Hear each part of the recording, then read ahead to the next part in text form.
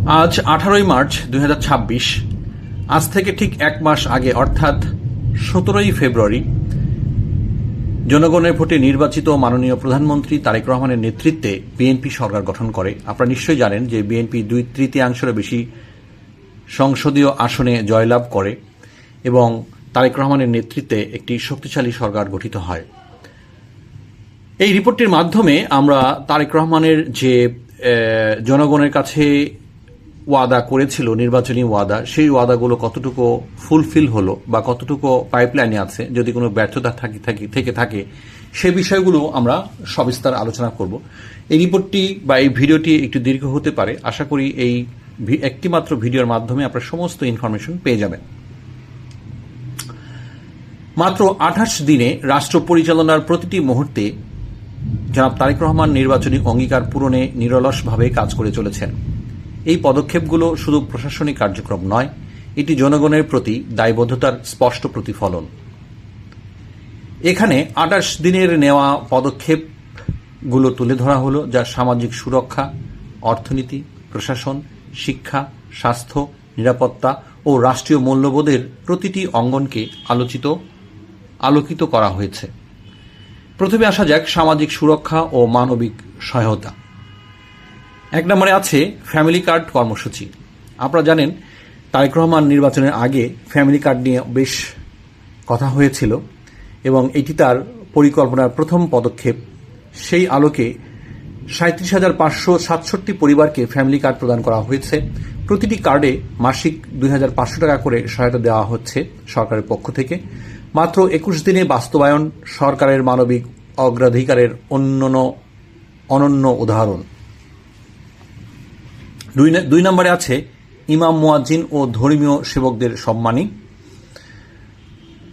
4,907টি মসজিদের ইমাম, মুয়াজ্জিন, 990 মন্দিরের পুরোহিত, 144টি বৌদ্ধবিহারের অধ্যক্ষ এবং 396 গির্জার যাজক ও পালকরা মাসিক সম্মানী পাচ্ছেন। 3 নম্বরে আছে ঈদে ত্রাণ ও উপহার বিতরণ।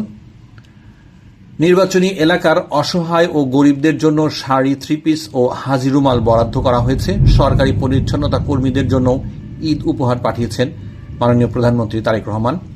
4 নম্বরে আছে প্রাতিষ্ঠানিক জাকাত ব্যবস্থা। দরিদ্রদের কাছে সম্পদ পৌঁছানো ও কল্যাণমূলক কার্যক্রমে সহায়তার জন্য আলেম মাশায়েখদের সাথে আলোচনার প্রেক্ষিতে প্রাতিষ্ঠানিক জাকাত ব্যবস্থা চালুর অনন্য উদ্যোগ নেওয়া হয়েছে এই সরকারের পক্ষ থেকে। তারপর হচ্ছে কৃষি ও গ্রামীণ অর্থনীতি। এটা অত্যন্ত গুরুত্বপূর্ণ একটা বিষয়। কৃষক কার্ড ও কৃষি ঋণ মওকুব। প্রায় 27,000 কৃষককে বহুল প্রত্যাশিত কৃষক কার্ড প্রদানের মাধ্যমে শীঘ্রই কার্যক্রম শুরু হবে। মাত্র প্রায় 12 লক্ষ ক্ষুদ্র ও প্রান্তিক কৃষকের সর্বোচ্চ 10,000 টাকা পর্যন্ত কৃষি ঋণ মওকুব করে নতুন উদ্যমে চাষাবাদের সহায়তা করা হচ্ছে সরকারের পক্ষ থেকে। অর্থাৎ কৃষকদের জন্য একটি কার্ড থাকবে। এই কার্ডের মাধ্যমে তারা বিভিন্ন রকম ইনফরমেশন পাবে এবং প্রায় 12 লক্ষ ক্ষুদ্র ও প্রান্তিক কৃষককে 10,000 টাকা পর্যন্ত কৃষি ঋণ মওকুব করে তাদেরকে চাষাবাদের জন্য উৎসাহ প্রদান করা হচ্ছে। 6 নম্বরে আছে দেশব্যাপী খাল খনন কর্মসূচি। আপনারা জানেন ইতিমধ্যেই ব্যাপক আলোচনা জন্ম দিয়েছে সাপ্তাহিক অফিস ও অফিস সময়। প্রধানমন্ত্রী শনিবারও অফিস করছেন। কর্মকর্তাদের সকাল 9টার মধ্যে উপস্থিতি বাধ্যতামূলক করেছেন। আপনারা নিশ্চয়ই ইতিমধ্যে খেয়াল করেছেন যে 7 নম্বরে যে পয়েন্টটা ছিল সেটা হচ্ছে সাপ্তাহিক অফিস ও অফিস সময়। ইতিপূর্বে আমরা দেখেছি যে সরকারি অফিস খুলে কখন, এটা অনেকেই জানতো না, বা 9টার অফিস অনেকে 11টার সময় আসতো, এসে পান খেত, অনেক গল্পগুজব করতো। কিন্তু মাননীয় প্রধানমন্ত্রী ক্ষমতায় আসার পরে তিনি নিজেই 9টার মধ্যে অফিসে উপস্থিত হচ্ছেন এবং শনিবারেও মাঝে মধ্যে তিনি অফিস করছেন। এবার আসা যাক নাম্বার 8, ভিভিআইপি প্রোটোকল হ্রাস। প্রধানমন্ত্রীর অতি সাধারণ চলাফেরায় ট্রাফিক ব্যবস্থা নজিরবিহীন পরিবর্তন। জনগণও ট্রাফিক আইন মেনে চলতে উৎসাহিত হচ্ছে। আমরা দেখেছি যে ইতিপূর্বে প্রধানমন্ত্রী তারেক রহমান যখন রাস্তাঘাট দিয়ে চলাফেরা করছেন, তিনি অন্যান্য প্রধানমন্ত্রীর মতো সমস্ত রাস্তাঘাট ব্লক করে তার যাওয়ার জন্য যে সুরক্ষা বলয় তৈরি করত, সেটি ঠিক হচ্ছে না। তবে নিরাপত্তা ঠিকই আছে, কিন্তু প্রধানমন্ত্রী তিনি অতি সাধারণভাবে জনগণের মতো করে তিনি রাস্তাঘাটে চলাফেরা করছেন, তার জন্য আলাদা কোনো প্রোটোকল দেওয়া লাগছে না। এবার আসা যাক নাম্বার 9, বিমানবন্দরে আনুষ্ঠানিকতা সীমিত। উপস্থিত থাকবেন একজন জ্যেষ্ঠ মন্ত্রী, চিফ হুইপ, মন্ত্রী পরিষদ সচিব এবং প্রধানমন্ত্রীর মুখ্য সচিব। নাম্বার 10, এমপিদের বিশেষ সুবিধা বাতিল। শুল্কমুক্ত গাড়ি ও সরকারি প্লট গ্রহণ না করার ঐতিহাসিক সিদ্ধান্ত, যার ফলে রাষ্ট্রীয় ব্যয় কমবে, জনগণের আস্থা পুনঃস্থাপিত হবে।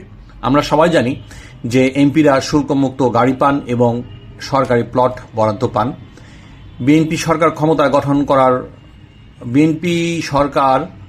গঠন করার পরদিনই তারা একটি ঐতিহাসিক ঘোষণা দেয় যে তারা বিএনপির এমপি বা মন্ত্রীরা কোনো শুল্কমুক্ত গাড়ি বা সরকারি প্লট গ্রহণ করবেন না। এটা একটা ঐতিহাসিক সিদ্ধান্ত ছিল সবার, মানে বিএনপি দলীয় এমপিদের জন্য আর কি।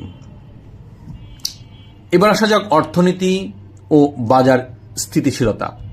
11 নম্বর, বাজার মনিটরিং ও জ্বালানি স্থিতিশীলতা।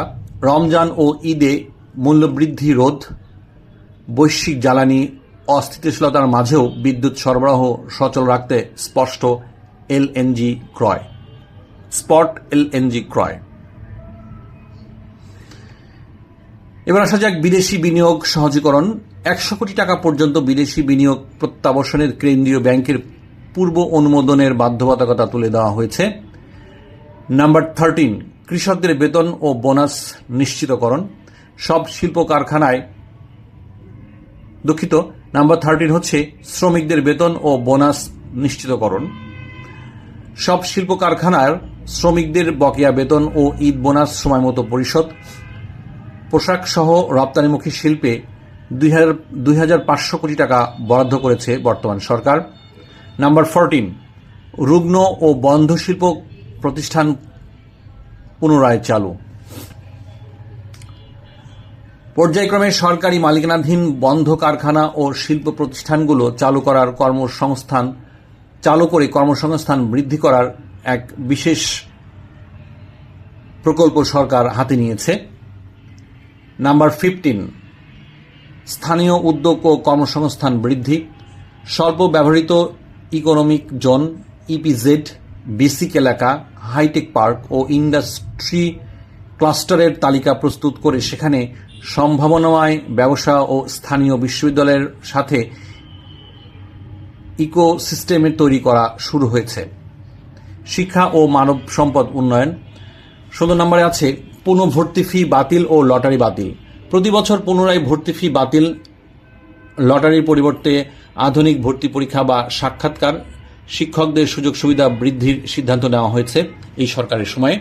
নাম্বার 17, বিদেশি উচ্চশিক্ষায় সহায়তা। রাষ্ট্রীয় অর্থনৈতিক সহায়তায় সর্বোচ্চ 10 লাখ টাকা জরিমানাবিহীন ব্যাংক গ্যারান্টি প্রদান করছে বর্তমান সরকার। বিদেশে উচ্চশিক্ষায় সহায়তা।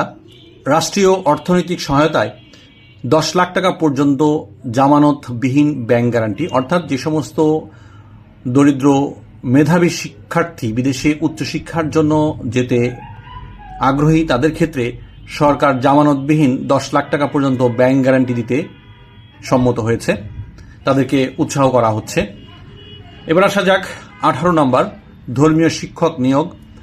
সারা দেশে 9,000 শিক্ষক নিয়োগ নৈতিক ও ধর্মীয় মূল্যবোধ জোরদার করবে বলে সরকার মনে করছে। এবার আসা যাক 19 নম্বর, ক্রিয়া উন্নয়ন ও নতুন কুড়ি কর্মসূচি। শিক্ষা প্রতিষ্ঠানের মাঠ শিশু কিশোরদের জন্য উন্মুক্ত করা হবে। নতুন কুড়ি সংস্কৃতি, ক্রিয়া ও কোরআন তেলাওয়াতের উদ্যোগ। উপজেলা পর্যায়ে 6টি খেলায় 3 জন করে মোট 18 জন ক্রীড়া শিক্ষক নিয়োগ শুরু হয়েছে ইতিমধ্যেই। এবার আসা যাক স্বাস্থ্য ও জনকল্যাণ। স্বাস্থ্য জনকল্যাণ নিয়ে সরকারের একটা বিশেষ উদ্যোগ রয়েছে, সেটা হচ্ছে ই হেলথ কার্ড ও চিকিৎসা কেন্দ্র। স্বাস্থ্যসেবা পৌঁছাতে ই হেলথ কার্ড চালু।